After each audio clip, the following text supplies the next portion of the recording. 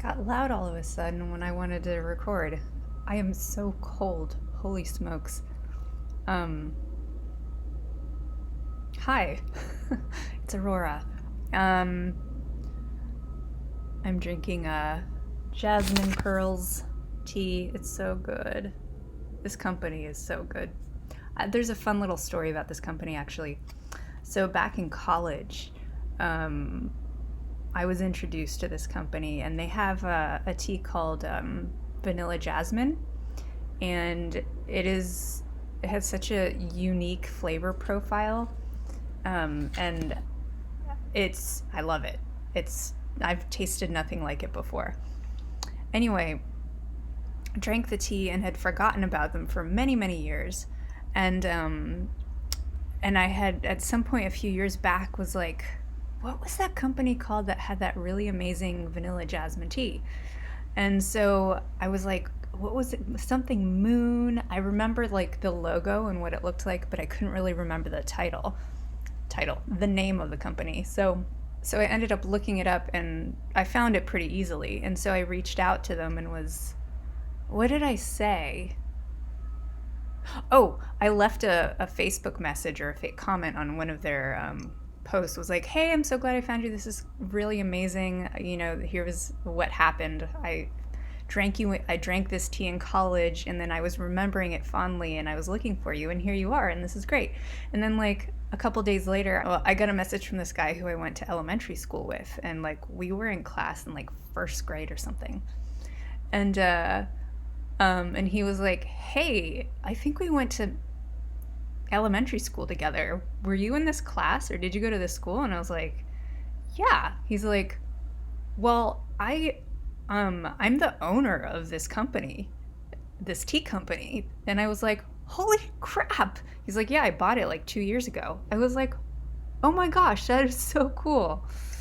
So anyway, I'm a big fan of the company anyway for what they stand for. It's all organic and um, really fresh tasting. And then plus, Marcus Stout owns it, and I went to school with him, so that's a bonus too. But anyway, there's my little tea story. And the jasmine pearls. Well, I love the vanilla jasmine. The jasmine pearls green tea is so good too. And that's what I'm drinking right now. So that was my little tangent. Speaking of tea and speaking of Yoga Nidra, the book that I read from to do the Yoga Nidra live streams, I know I had posted an affiliate link for that book in the past on some other videos, but I think that's obsolete now. But I have a new affiliate link um, in on a website called Kit. And what Kit is like you can post your equipment or anything you want with affiliate links, and it's just one link. So if you are interested in any of their teas, I have them linked in my Kit profile. And I have the Yoga Nidra book I read from also in that kit, but it's under my other channel's name, which is Lavender Hazelwood. So I'll leave the link below. There's incense in there that you might be really interested in that I love and adore too, in case you're one who does incense too. The tarot decks and oracle decks that I use, if that's your jam, and also the equipment from my other channel. So check it out. I'll leave a link in the description box below, and it's an affiliate link page, so I get a tiny percentage of whatever you purchase through any of those links. But so here we are. I was sitting down, and my mind has been kind of like crazy to like ruminating and playing things over and over and over, you know, that thing. I imagine most of us have that experience. And I know that's something to curb. And I was just thinking about like, you know, we have protocols for keeping our body healthy. We have protocols for keeping our minds, I guess, healthy. But what about the spirit? You know, that's the other question that I have. Is like, how do you keep your spirit in a good place too.